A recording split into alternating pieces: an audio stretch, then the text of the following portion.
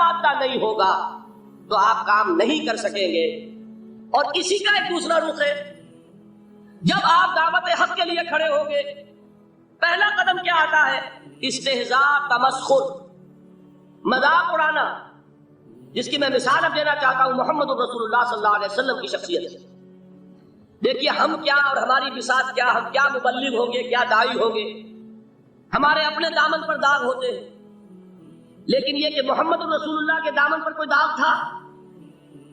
ان کو تو سارے مکے والے الصادق الامین کہتے تھے، نہایت محبوب شخصیت تھے. ان کے لیے تو جا صادق، جا الامین، یہ الفاظ سننے میں آتے تھے، آنکھوں کا تارا. لیکن جب آپ نے دعوت اب شروع کی، اب قرآن مجید میں دیکھیے، کسی نے کہا مجنون ہو گئے، دماغ خراب ہو گیا، پاگل ہو گئے، اجی شاعر ہے، کچھ شعر توڑ لیتے ہیں ہم پر ڈھول جماتے ہیں. کسی نے کہا ساحر ہے، کچھ جادو سیکھ لیا. یہاں تک کہ ایسے بدبخت بھی پیدا ہوئے، قرآن میں ہے ساحر کذاب، سحر کرنے والا جادوگر، نہایت جھوٹا.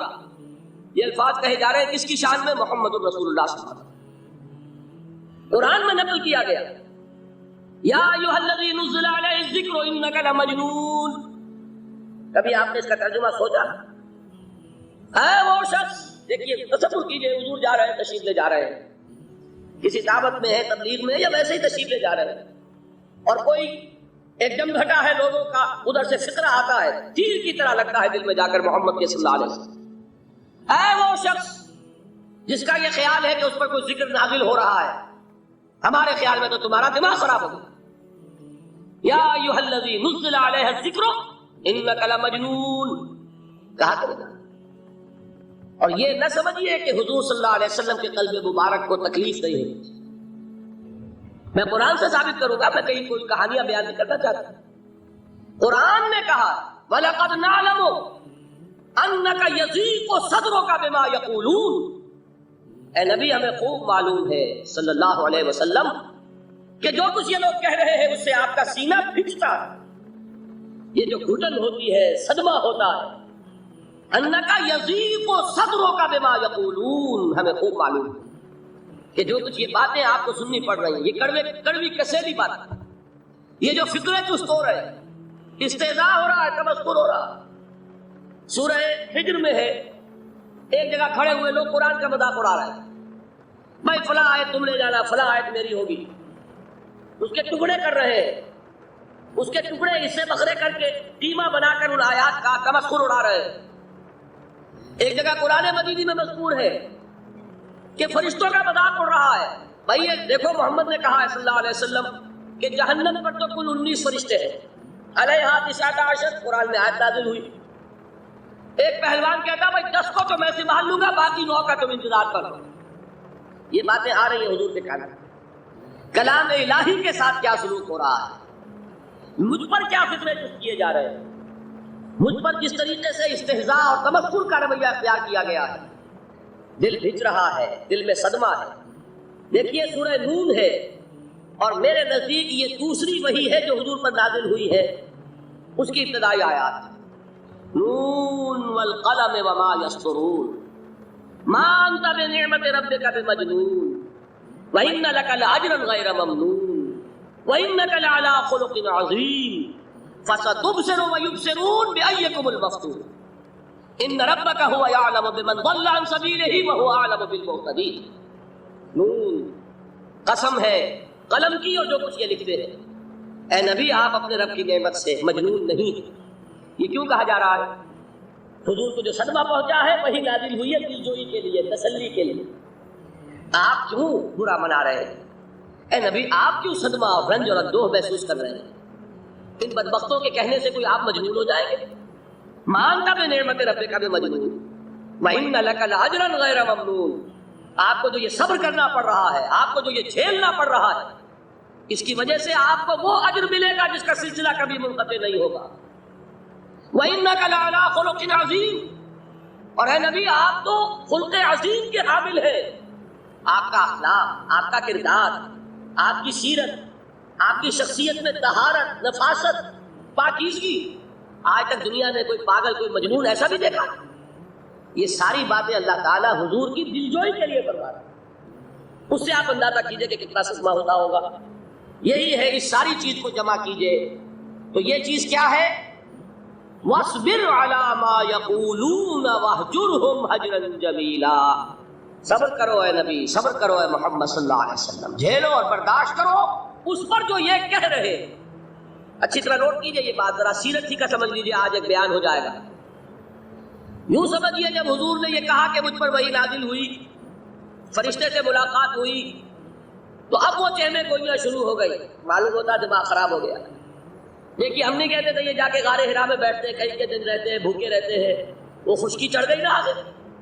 یہ جس طرح کی باتیں دنیا میں آج ہوتی ہیں اسی طریقہ کی باتیں ہوتی ہیں۔ عتبہ ابن ربیعہ ایک مرتبہ آتا ہے، کیونکہ قریش کے بڑے لوگوں میں سے تھا، تو قریب آ کر بڑی اپنائیت کے ساتھ، بڑی شفقت کے ساتھ، بڑے بزرگانہ انداز میں کہتا ہے، بھتیجے حضور سے، بھتیجے اگر واقعی کسی بدروح کا سایہ ہو گیا ہے تم پر، وہ آسیب آ گیا ہے تو مجھے بتا دو، میرے بہت سے عاملوں سے تعلقات ہیں، میں کسی کو بلا کر یہ تمہاری بدروح دور کر دوں گا۔ اب آپ سوچئے کیا بیتی ہوگی حضور کے دل پر۔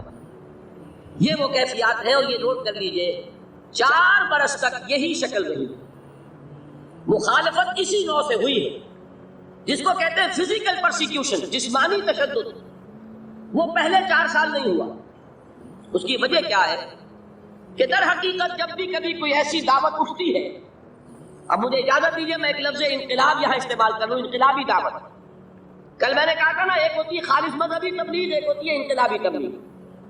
مذہبی تبلیغ کی سب سے بڑی مثال عیسائیت کی تبلیغ، اور انقلابی تبلیغ کی سب سے بڑی مثال اشتراکی تبلیغ۔ میں باہر سے مثالیں دے رہا ہوں، اندر سے نہیں دینا چاہتا۔ آگے یہ کئی قدر گفتیں، باقی فکر کرو، آگے انسان اپنی عقل سے کام لے، سوچے، غور و فکر کرے۔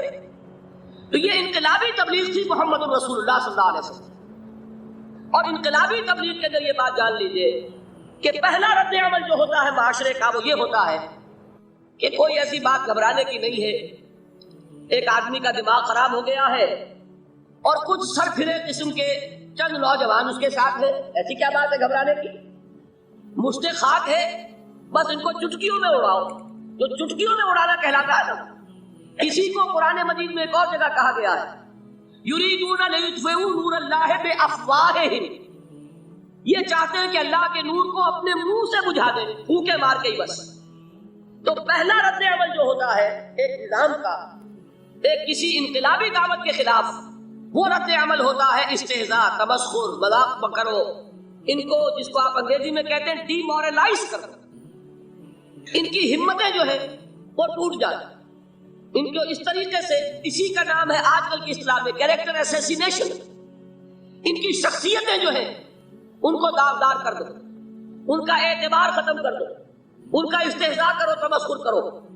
اور یہ میں آپ سے عرض کر رہا ہوں اس وقت ایک گناہ فخر کے ساتھ اور اللہ تعالیٰ کا شکر ادا کرتے ہوئے کہ میں نے جو کام بھی کیا ہے اس وقت پاکستان میں، آپ نے اخبارات میں دیکھا ہوگا، بڑا دقیانوسی مولوی ہے، بیگمات کا رد عمل جو ہوا وہ آپ کے علم میں ہوگا، بڑے جو یہ جدید ہمارے روشن خیال قسم کے جو صحافی ہیں، اگر کہیں آپ نے پڑھا ہو جس طرح استہزاء ہوا ہے، جس طرح مذاق اڑایا گیا، جو الفاظ استعمال کیے گئے، وہ میرے نزدیک بہت بڑی سند ہے جو اللہ کے ہاں جا کر پیش کروں گا کہ اللہ تیرے دین کے لیے، میں نے اپنے گھر سے کوئی بات نہیں کہی، میں نے جو بات کہی وہ جو شریعت محمدی کی بات ہے وہ کہی، اگر اپنی طرف سے کہیں ہو کوئی اضافہ کیا ہو تو اللہ تعالیٰ کی پھٹکار ہو مجھ پر اور لعنت ہو مجھ پر، لیکن اگر میں نے وہی کچھ کہا جو شریعت محمدی کا تقاضا ہے اور قرآن اور سنت کی بات ہے، تو پھر اگر مجھے کسی نے پاگل کہا اور کسی نے دقیانوسی کہا اور کسی نے اور فکرہ جست کیا، تو میں اس کے لیے، میں تو سمجھتا ہوں میرے لیے وہ سند ہے جو اللہ تعالیٰ کے ہاں بجا کر پیش کروں۔ اور یہ جان لیجئے کہ وہی بات ہوتی ہے ہمیشہ، ہسٹری ریپیٹس اٹسیلف، وہ بات کریں گے جو حضور نے کی تھی وہی رد عمل سامنے آئے گا جو اس وقت آیا، اس لیے کہ یہ تو جو انسانی مزاج ہے وہ نہیں بدلا، معاشرے کا انداز نہیں بدلا، وہ جو کام ہوگا اس کا رد عمل ابتدائی وہی ہوگا۔ اور اس میں در حقیقت امتحان ہوتا ہے صبر کا، کیا دل شکستہ ہو کر بیٹھ رہے گا انسان، ہمت جواب دے جائے گی، کمر ٹوٹ جائے گی، قوت ارادی اور عزیمت جو ہے مزمحل ہو جائے گی، پھوکوں سے چراغ بجھ جائے گا۔ یہ جو میں نے آیت آپ کو سنائی تھی اس کا بڑی خوبصورت کی ساتھ ترجمہ کیا ہے مولانا ظفر علی خان کہ نور خدا ہے کفر کی حرکت پہ خندہ زن، پھوکوں سے یہ چراغ بجھایا نہ جائے گا، یریدون لیطفئوا نور اللہ بافواہہم واللہ متم نورہ ولو کرہ الکافرون، یہ چاہتے ہیں کہ اپنے منہ کی پھوکوں سے اللہ کے نور کو بجھا دیں، حالانکہ اللہ تعالیٰ تو اپنے نور کا اتمام فرما کر رہے گا، خواہ ان کافروں کو کتنا ہی ناگوار ہو۔ اس کی ترجمانی ہے نور خدا ہے کفر کی حرکت پہ خندقن، پھوکوں سے یہ چراغ بجھایا نہ جائے۔ بہرحال اس مرحلے پر میں نے آپ کو 2 صبر بتائے۔ صبر کس چیز سے؟ اپنا کیریئر دنیاوی جو بھی آپ حاصل کر سکتے تھے، ذہین آدمی ذہانت لگائے گا تو دین کی دعوت دے گا ایٹ دی انٹلیکچوئل لیول، اور یہ بات جان لیجئے کہ یہ چیز دنیا میں کسی کمائی کا ذریعہ نہیں بن سکتی، اسے قربانی دینی پڑے گی کیریئر کی، اپنے مفادات کی، تب کام کر سکے گا۔ عام آدمی وقت لگائے گا، صلاحیتیں صرف کرے گا، اپنی وہی اس وقت سے اور توانائی سے پیسہ بنا سکتا تھا۔ آج کل تو آپ کو معلوم ہے کہ بڑی سادی ہو گئی ہے یہ حساب کتاب کی بات، بہت سادہ۔ ایک انسکلڈ لیبرر کا 1 گھنٹہ برابر ہے اتنے روپے کے، ایک سکلڈ لیبرر کا 1 گھنٹہ برابر ہے اتنے روپے کے۔ آپ تو ہر چیز کاؤنٹ کر سکتے ہیں، میجر کر سکتے ہیں۔ جو شخص 1 گھنٹہ لگا رہا ہے اس نے کچھ پیسہ خرچ کیا ہے، اسی وقت کو لگا کر وہ پیسہ بنا تھا، اسی ذہانت اور صلاحیت سے وہ کمائی کرتا تھا۔ ادھر لگایا تو وہ جو کمی ہو رہی ہے اس کو برداشت کرنا، اس کو جھیلنا اور خوش دلی سے برداشت کرنا، یہ سمجھنا کہ در حقیقت یہ سب کچھ کیا ہے کہ اللہ تعالیٰ کے ہاں اس کا جو ثواب ملے گا۔ یہ صبر کا ایک رخ، اور استہزاء ہو، تمسخر ہو، مذاق اڑے، فکرے چست ہو، دقیانوسی کہا جائے، ریئیکشنری کہا جائے، یہ بڑے ریئیکشنری ہے، یہ بڑے پچھلے زمانے کے لوگ ہیں، اگلے وقتوں کے ہیں یہ لوگ، انہیں کچھ نہ کہو، جو کہا جائے سنو۔ وَاصْبِرْ عَلَىٰ مَا يَقُولُونَ وَاهْجُرْهُمْ هَجْرًا جَمِيلًا، اور صبر کیجئے محمد صلی اللہ علیہ وسلم۔ دیکھیے کوئی پہلو ایسا نہیں ہے جس میں ہمیں ہدایت قرآن مجید سے اور سیرت محمد صلی اللہ علیہ وسلم سے ملنا ہے۔ اگر اللہ تعالیٰ مقام دعوت پر فائز ہونے کی توفیق عطا فرما دے تو جو مرحلے پیش آئیں گے وہ آپ کو نظر آ جائیں گے سیرت محمدی میں صلی اللہ علیہ وسلم، اور اس وقت حضور سے جو کہا گیا اس سے آپ کے دل پر بھی، اس کے زخمی جو آپ کا دل ہے، آپ کے احساسات ہیں، اس پر مرہم رکھا جائے گا۔ وَلَقَدْ نَعْلَمُ أَنَّكَ يَضِيقُ صَدْرُكَ بِمَا يَقُولُونَ، ہمیں خوب معلوم ہے کہ جو کچھ آج تمہیں سننا پڑ رہا ہے اس سے تمہارا سینہ پھٹتا ہے، تمہیں رنج اور صدمہ ہوتا ہے، لیکن وَاصْبِرْ عَلَىٰ مَا يَقُولُونَ، جو کچھ یہ کہہ رہے ہیں اس پر صبر کیجئے، اس کو جھیلیے اور برداشت۔